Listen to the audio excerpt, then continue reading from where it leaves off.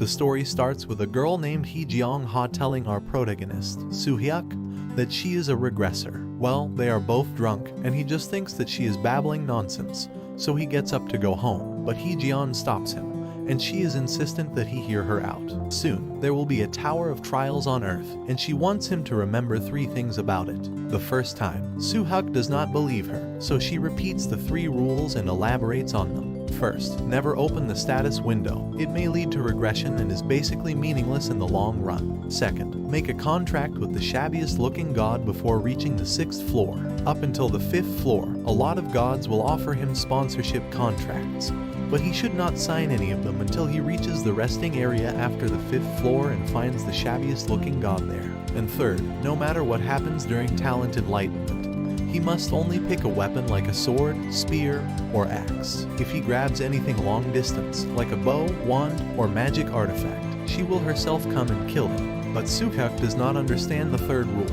He loved magic and always chose the job class of a magician in whatever game he played. But Hee Jeon scolds him, saying he had no talent for magic and went around smashing the enemies' heads with his staff inside the tower. Soo-hyuk is rebellious, but a few hits from his friend bring him back on the straight and narrow. Hee Jeon wants to tell him more things when, suddenly, a notification window pops up above their heads. It reads that the protection of Zone C66,432, that is, Earth, has been lifted, and now over 1 million selected climbers will enter the Tower of Trials. If they fail to conquer the tower, the ownership of the Earth will be forfeited. Soo-hyuk asks Hee Jeon if this is not really some kind of joke, but she has suddenly lost her voice. She wanted to tell him more about the tower, but for now, she can only insist that he remember what she told him. Soo-hyuk finally believes the things she says about her being a regressor, but he has too many questions he would like to ask her as he is suddenly teleported inside the tower. He gets a new message that says that the system of the tower is being adjusted according to the law. The tower can impose unfair contracts on the climbers and deliberately deceive them. Right after this, Soo-hyuk finds himself in a strange, empty room, where the system window greets him and asks him to pick any equipment of his choice for the upcoming battle. This is the talent enlightenment his friend was talking about, and based on what Soo-hyuk picks, his profession will be decided. Soo-hyuk is really tempted to pick up the magic staff, as he loves magic, but he trusts his friend's words and decides to follow her advice by picking up a sword. It is a shabby longsword that is rusty and full of cracks, but it will have to do for some time. The next task is to open his status window, and the system informs Soo-hyuk that he just has to say it out loud to open it. It explains that the status window greatly helps in climbing the tower, and can greatly enhance the abilities of the climbers. He will also receive 5 status points, which he can use to increase his strength and later use the status window to monitor his growth. And without a status window, the climbers will face difficulty acquiring and using skills. There are 5 minutes for this task, and Soo-hyuk ponders if he should open the status window or follow Hee Jeon's advice. He feels the contract seems too forced, but as time passes, he starts to have doubts. But as he is busy contemplating his course of action, the time is over, and since Soo-hyuk is without a status window, he has obtained the title of Challenger. He will not receive the advantages and disadvantages that came along with the status window, and his tower difficulty level is being adjusted as he is teleported to the tutorial. He will also meet many gods from now on and can only rely on them from the 6th floor onward. Soo-hyuk finds himself in a dark cave after the teleportation is complete, and the system tells him that his mission is to annihilate all enemies in 18 hours. It is pretty dark inside the cave, and Soo-hyuk can see nothing, so he swings his sword at the slightest sound he hears. Then, some arrows come flying at him, and he somehow dodges them, but one arrow manages to graze his arm. It was shot by a goblin assassin, a monster who is agile and lethal, especially in the darkness. He is prepared for both melee and ranged combat with a dagger and a crossbow. Soo-hyuk rushes at the goblin before he can shoot at him and barely dodges an arrow. The goblin parries his initial attack, but with the next one, Soo-hyuk finishes him.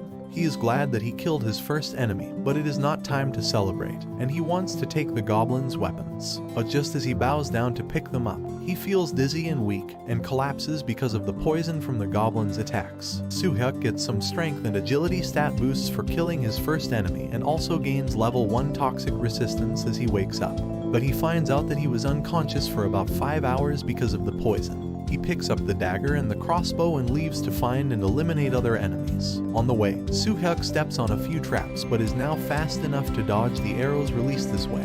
He deliberately presses some more traps and grows more agile with every trap he dodges. Doing this, he reaches his next enemy, a goblin couple waiting for him. He decides to attack one of them using the crossbow, and then deal with the remaining one later. But someone shoots an arrow at him from behind while alerting the two goblins. They rush towards Soo-hyuk, who decides to lure them into brighter regions so that he can properly see them. The goblin couple has perfectly synchronized actions, and on top of that, there is a ranger who keeps attacking him from a distance. But as Soo-hyuk reads about the couple, he remembers that just a day ago, he had a girlfriend, and if he had not been dragged in by the tower, he could have been with her. This enrages him, and he kills both goblins in his fury. Then he asks the goblin archer hiding in the shadows if he was also with his partner, and the panicked goblin replies that it was not a couple. Soo-hyuk tells it to come out if he does not want to die immediately, and a small and cute goblin child comes out crying. The system tells Soo-hyuk that this is a goblin too young to fight, and the child also begs him not to kill him. Soo-hyuk asks him what he was doing here, and when the goblin calls him stupid, he gets furious and is ready to kill him. He is terrified, and Soo-hyuk makes him an offer. He could live if he answers his questions. He asks what his purpose is, and the baby goblin replies that it is their duty to kill the invader. But as Soo-hyuk threatens him with death again, the goblins say that he does not need to do the duty. He tells Soo-hyuk to trust him, and he too wonders if the goblin is not included among his enemies and if leaving him alive would not harm the quest. Soo-hyuk feels weak as he thinks about killing a child, and as it constantly begs him not to kill him, he finally decides to give up on killing it. That triggers the beginning of a hidden mission: salvation of the young goblin. At the same time, Hee-jeon's tutorial was also similar to Soo-hyuk's. She had chosen to become a magician but was injured, and a group of armed goblins were after her. She realizes that completing the tutorial without the help of the status window was more difficult than she had imagined, and she wishes that Soo-hyuk be careful. But she has to deal with her problems first, and Hee-jeon focuses her magic and launches a fireball at the group of goblins. This time, she is determined to stay by Soo-hyuk's side throughout their journey in the tower. Back at Soo-hyuk's tutorial, he says that he has some conditions in exchange for sparing the baby goblin, and obviously his hands would be tied. Soo-hyuk finds a rope and ties the goblin's hands when he spots something glowing in his chest. The goblin baby is afraid and refuses to show it to Soo-hyuk, who sees it by force. Even as the goblin screams, Soo-hyuk takes out the shining thing, which is actually a necklace that the young goblin wears. The system gives information about it and says that the purple gem seems to be hiding a secret. Soo-hyuk says that this looks good and says that the young goblin should consider this the price of his life. The goblin resists and says that it is not possible to take the necklace away, making Soo-hyuk furious. He threatens to kill the goblin and accuses him of lying. But as he tries to take the necklace by force, Soo-hyuk finds that it really is not coming out. The goblin is grumpy now, and Soo-hyuk apologizes and says that maybe it would be obtainable as an item drop if he killed the goblin. But that is just a poor joke. The young goblin leads him to more enemies, and Soo-hyuk asks him his name. The goblin replies that he was just a goblin and had no name. He gets upset, and Soo-hyuk decides to name him after Dobby from Harry Potter because the goblin reminds him of the house elf. But the goblin is not happy about getting a name. Anyway, Soo-hyuk moves ahead, and Dobby notifies him of the traps in front of him. He could see them very easily, as goblins could see very well in the dark. Dobby is happy and expects to be praised by Soo-hyuk, who is initially annoyed but then decides to play along with the young goblin since he was helpful. Dobby is happy and informs Soo-hyuk of all the traps on the path. There are a lot of them, and Soo-hyuk gets an idea. He plans to trigger them on purpose and dodge them to increase his reaction speed. And even Dobby is impressed by his movement. And as they move ahead, he warns Soo-hyuk whenever an enemy is waiting for him in the dark.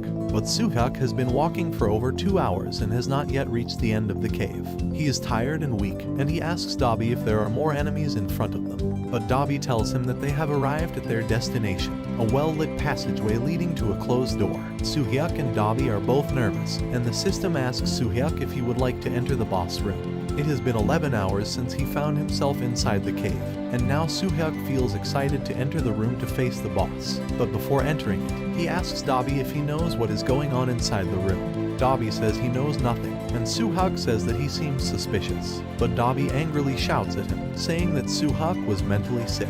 Seeing him so furious, our protagonist decides to trust his word, and either way, He would have to enter the room to confirm what was inside and fight it. He chooses to go inside the boss's room and is teleported inside along with his goblin companion. The terrain in the boss room is like a volcano, and there are goblins all around the place. And Soo-hyuk has only 7 hours left to complete his mission. But first, this battle is about to start in just 10 minutes, and there are far too many opponents for him to handle at once. The most dangerous looking one was a large goblin in full plate armor who was definitely the boss. And then there were several goblin warriors armed with swords and 2 assassin goblins with crossbows. There are a total of 10 enemies, and Soo-hyuk has never fought such a large number before. The one he is most worried about is the boss, and the system tells him that it was the goblin paladin, who wields powerful divine magic. Soo-hyuk is shocked and wonders how a goblin can be a paladin. But that is not important right now, as the fight begins in 5 seconds. Soo-hyuk is confident that he can do it, and Dobby is complaining about how hot it is. As the countdown reaches 0, Soo-hyuk rushes in, thinking that Dobby might be safe because he is of the same species. But if he does not kill the goblins first, they will kill him. He loads the crossbow while running, and the goblins charge at him too. Soo-hyuk shoots one of the goblins, but there is not enough time for him to reload his crossbow. He just throws it at a goblin and kills him. Hesitating here would cost him his life, and Soo-hyuk presses on ahead with his full strength. The goblin warriors back away, but fortunately, the goblin paladin is still sitting on his throne. So Soo-hyuk decides to take out the assassins, who could be a nuisance later on. He is faster than the assassin goblin can keep up with, so he kicks him into the lava pool. Other goblins attack him, but he dodges their blows and counterattacks. He kills the goblins without mercy, and Dobby trembles in fear, saying that Soo-hyuk looked like a human monster. But it is a life or death battle, and he has no intention to explain himself.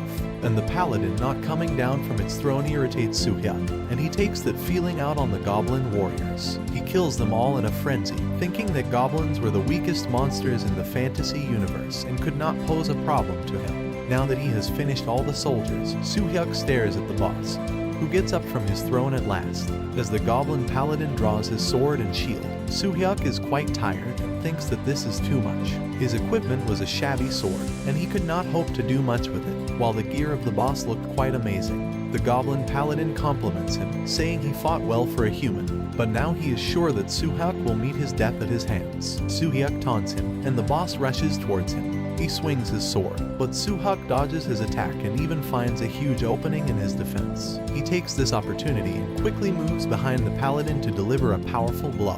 But as he strikes with all his might, the enemy also puts up his shield to defend itself, and Soo-hyuk's sword snaps, with one half of it flying away. Dobby panics, and as the goblin paladin sees his opportunity to strike down an unarmed human, Soo-hyuk realizes that things are not looking good for him. He dodges the attack from the paladin and wonders what he should do now. But then he notices the dagger he took from the goblin assassin and decides to use it. Even though it was smaller than he preferred, it was still better than nothing. He taunts the goblin paladin, asking for round 2. As he attacks, Soo-hyuk finds a gap in the armor through which he can drive his dagger. But as he goes to attack, the paladin bashes him away with his shield. He attacks Soo-hyuk, calling him a weak human and saying that all his efforts were useless. But Soo-hyuk uses his speed to his advantage and knocks back the heavily armored paladin. He grabs his helmet and starts stabbing it like a maniac. It takes some time, but he is able to kill the boss, and now he lies beside its corpse. Soo-hyuk is tired and thinks that he almost died this time. But the goblin paladin is not yet dead. He says that he must heal, and suddenly his wounds start healing. And Soo-hyuk realized he had forgotten that his enemy was a paladin. Both of them get up once again to fight, and the paladin yet again commends Soo-hyuk's bravery. Soo-hyuk wants to fight him too, but for some reason, his body does not even move. But just as he is about to strike him, the goblin paladin collapses by himself.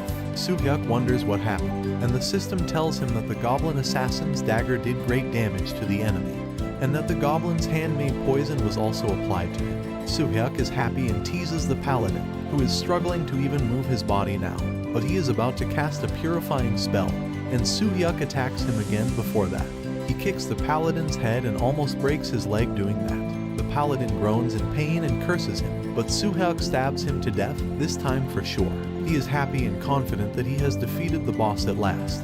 but the system is still asking him to eliminate his enemies, and the countdown has not yet stopped. Soo-hyuk wonders why the quest has not been completed yet, and then Dabi walks towards him, chanting a spell to heal injuries. Soo-hyuk is surprised, and Dabi proudly says that he healed his injuries. He expects to be complimented again, and Soo-hyuk asks him why he did not use healing earlier if he could do this. Dabi replies that it was because the human did not ask him to do it. This irritates Soo-hyuk, but he has more important things to deal with.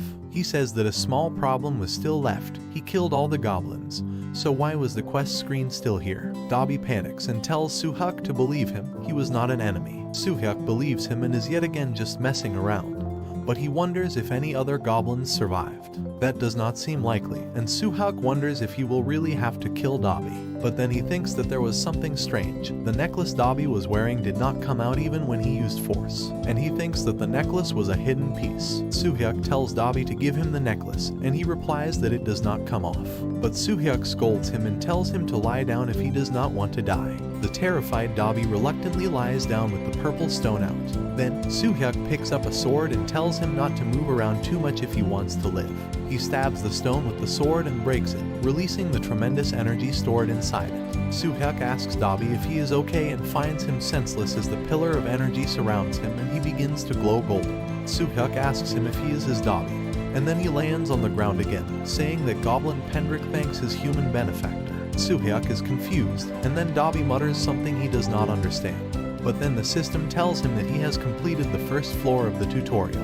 After calculating his achievement points, he will enter the waiting room. Soo-hyuk is really happy that his guess was correct. The necklace was really the problem. But then he realizes that he could enter the waiting room at any moment, and now he wants to get the paladin's sword and shield before leaving this floor. He picks up the shield and scavenges the paladin's body for anything else that could be helpful. He is sure that even the next floor will have something to do with fighting, so having good weapons would be quite helpful. Soo-hyuk gets the Goblin Paladin's shield, which is quite durable and imbued with divine power, and can use wound healing level 2 once every day. Soo-hyuk is amazed as he learns that the shield was actually the source of the Paladin's healing power. Then he also gets a reward for completing the hidden quest, and that reward is Dabi. As Soo-hyuk clings to the shield, Dabi is confused about what is happening.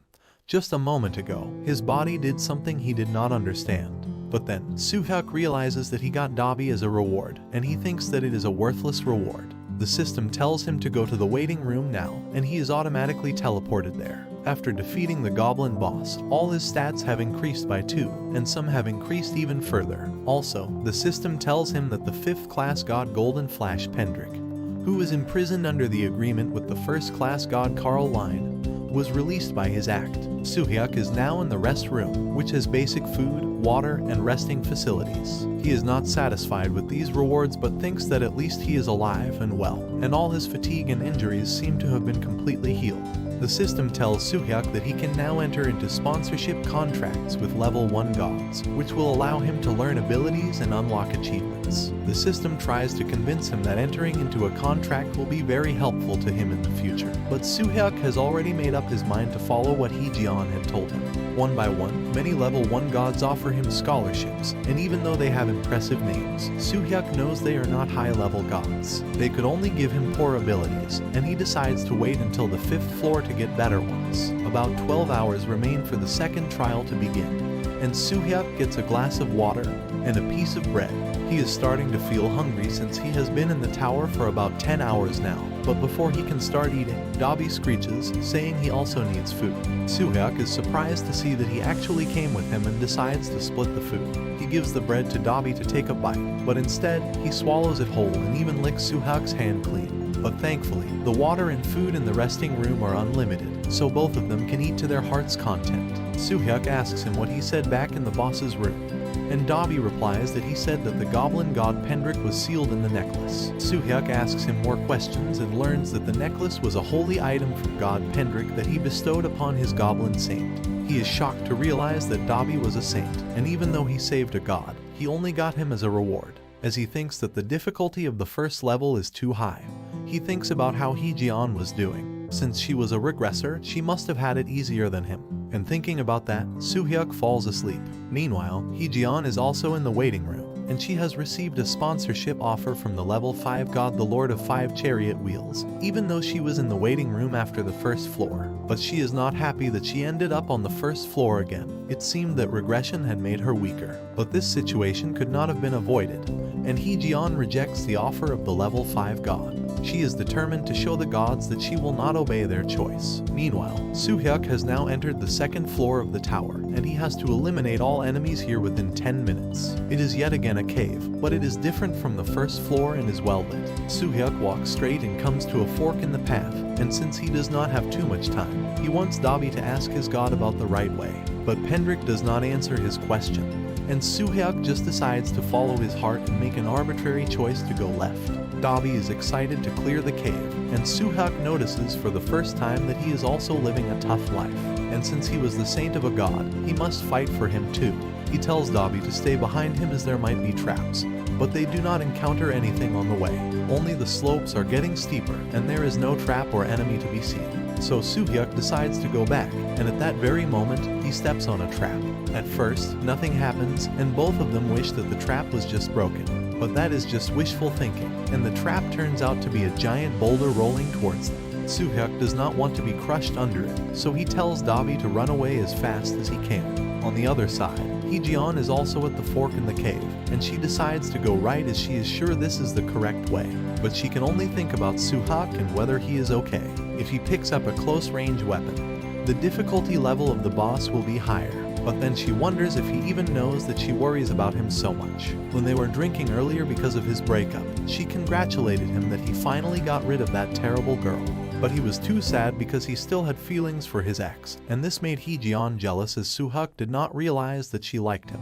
And now, as she walks the cave, Hee-jeon wishes that he is alive and fine. But an orc has already appeared before her, and she decides to take out her pent-up frustration on him. She concentrates and uses her fireball spell on him. But even though the orc screams in pain, the attack has not done much damage to him. He screams that he will kill the human, but Hee-jeon punches him and knocks him out. With that, she runs ahead, thinking about everything she has to tell Soo-hyuk when they meet on the 6th floor. But Soo-hyuk is in trouble right now. He runs away from the rolling boulder and finds that Dobby could not run as fast as him because his legs were short. Soo-hyuk tells him to hop on his back, and then he runs as fast as he can. Dobby is clinging onto him for dear life and pulls Soo-hyuk's hair and face into a funny shape. Soo-hyuk threatens him to leave him, but the boulder is getting closer, and both of them blame each other for this. But then Soo-hyuk decides to use everything he has and runs even faster. Eventually, he manages to reach the fork in the cave again and gets out of the boulder's way. Soo-hyuk is exhausted, and Dobby casts healing magic on him to make him feel better. He thanks the goblin, and Dobby is even more grateful to him. Now that they have explored the left cave, Soo-hyuk wants to go to the right, but Dobby moves to the left again. Soo-hyuk wonders what is wrong with the young goblin. But seeing him so excited, he thinks that maybe a hidden piece like Dobby is waiting at the end of the left cave, and he hopes to get another companion that is more useful than Dobby. So Soo-hyuk decides to trust him and go to the left again. But as he reaches the end of the cave, there is a giant boulder blocking their path. He thinks that it was a failed attempt again and tells Dobby that they should hurry down.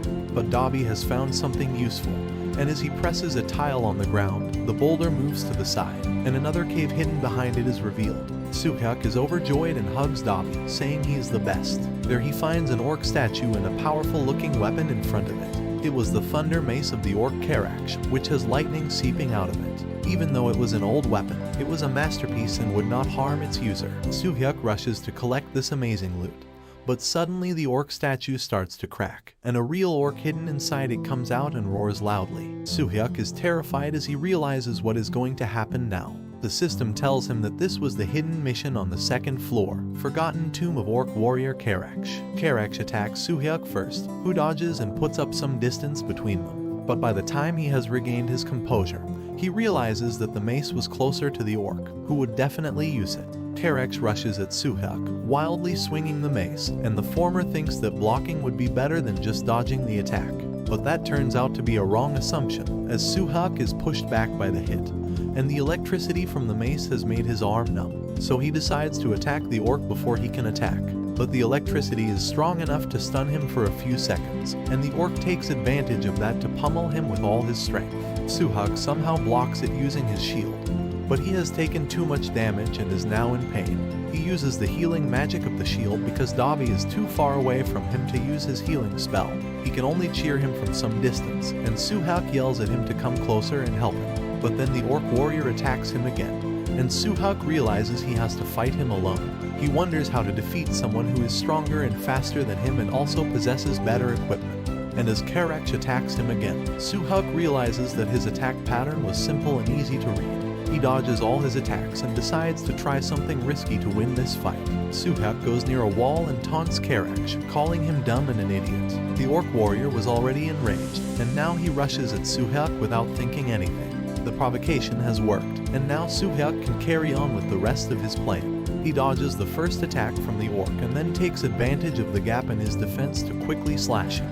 The cut is shallow and does not have much effect on Karaksh, who attacks Suhak again, and he runs. He tells Dabi to attract the orc's attention, but the young goblin looks at him so innocently that Suhak decides he is useless here. The orc attacks Suhak again, who dodges all its attacks and then comes to the point he was waiting for. He deflects one of his strikes using his shield, and as Karaksh raises the mace again to strike him, Suhak dodges the downward strike by taking a step back, and then he stomps on the mace with his full strength so that it gets stuck in the ground and jumps up to land the finishing blow on the orc warrior. As Karaksh watches Suhak in shock, he comes down at him with full strength and stabs him through the chest. The orc warrior coughs blood and dies, and Dabi comes out of hiding to ask Suhak if he is okay. Now, the system tells him that he has killed Karaksh, the greater orc, who was possessed by a demon. This will be calculated when his achievement points are counted. Also, now he finally possesses the Thunder Mace, which seems to be very comfortable to use. Dabi says that Suhak has a cool weapon, and he replies that Dabi's weapon was cool too.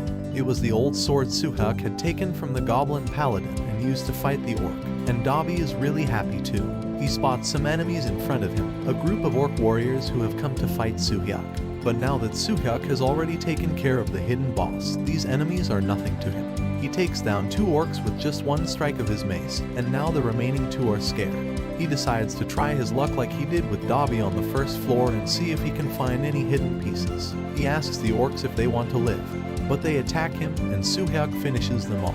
Then they come to a fork again, and Suhak asks Dabi which side they should go on. Dabi suggests going to the right, and this time, Suhak accepts his advice without questioning, making Dabi really happy. On the way, he meets more orcs and defeats them quite easily. Suhak wonders if Heejian is doing well, and she is also thinking the same about him, and they both have enough trust in each other to believe that they will meet soon. Now, Suhak has reached the boss's room, and about 5 hours are still left. He is a little nervous but enters the boss's room with Dabi. It is similar to the boss room on the first floor. There is an armored orc sitting on a throne, a few elite orcs, and a group of orc soldiers. The countdown leading to the beginning of the battle is about to end, and Suhak formulates a plan that involves taking out the wizard orc first. Leaving any enemy to Dabi would be a foolish idea, and he decides to protect him as he fights. The battle begins, and the soldier orcs come towards him, but they stop midway and start trembling in fear. Suhak is shocked and finds that even the boss was shuddering with fear. As he commands his soldiers to attack, one of his elite guards kills him instead. Suhak is stunned. He wonders if they let him pass the boss room just because he had defeated Karaksh earlier. The system tells him that he has completed the quest on the 2nd floor of the tower. The orcs fall to their knees and greet Suhak as their liberator. They are all sitting down as they offer their respects to him, and Suhak just wants them to explain this in more detail. Meanwhile, the system tells him about the rewards he got from clearing the 2nd floor as well as the hidden mission. All his stats had increased by at least 2 points, and his strength, endurance, and dexterity had increased by 4 points. Completing the hidden mission triggers the linked optional hidden mission called Orc Liberator, which was going to be even harder than normal hidden missions. Suhak has 5 minutes left to decide if he will choose to complete the optional hidden mission, and he thinks back on all the unusual things he has done here. He spared Dabi's life and went back to the left cave even after facing the trap once. Thanks to those unconventional choices, he found 2 hidden pieces. Only a few seconds are left for the countdown to be over, and Suhak decides that he is going to do the optional mission. He tells Dabi that they should go and do it, and the system informs him that he has 1 hour to complete this mission. Suhak continues on the path and finds a crossroad again. This time, there was an old orc who was holding back a giant boulder from rolling ahead at one of the cave's entrances. Soo-hyuk is curious, but there is no notification or explanation about this. He approaches the old orc and thinks that he does not look like an enemy. But then suddenly, the orc calls Soo-hyuk Liberator and asks him to hold the rock for a bit while he gets some rest. The orc introduces himself as Perictus, and Soo-hyuk asks him why he was holding the rock. Could he just not let it go? But the orc replies that if he lets go of the rock, he will lose everything. Soo-hyuk says that he has no reason to trust him and asks Dobby if this could be a test given by the tower. But Dobby is completely clueless, and Soo-hyuk realizes that it is useless to expect anything from him.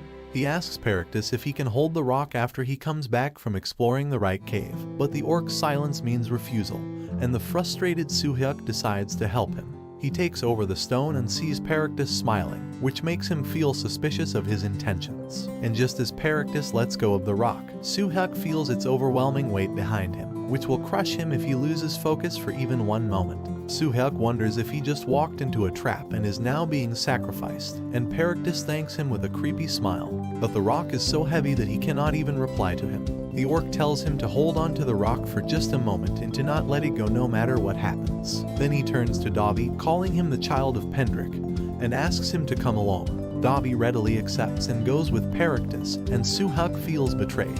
He wants the young goblin to stop and help him, but losing focus almost dislodges the rock, and Soo-hyuk puts all his strength into holding it in place. He feels like he is going to die, but he holds the rock in its place for a complete 20 minutes, and then suddenly, Perictus comes back. He smiles and tells Soo-hyuk that he worked hard for a very long time.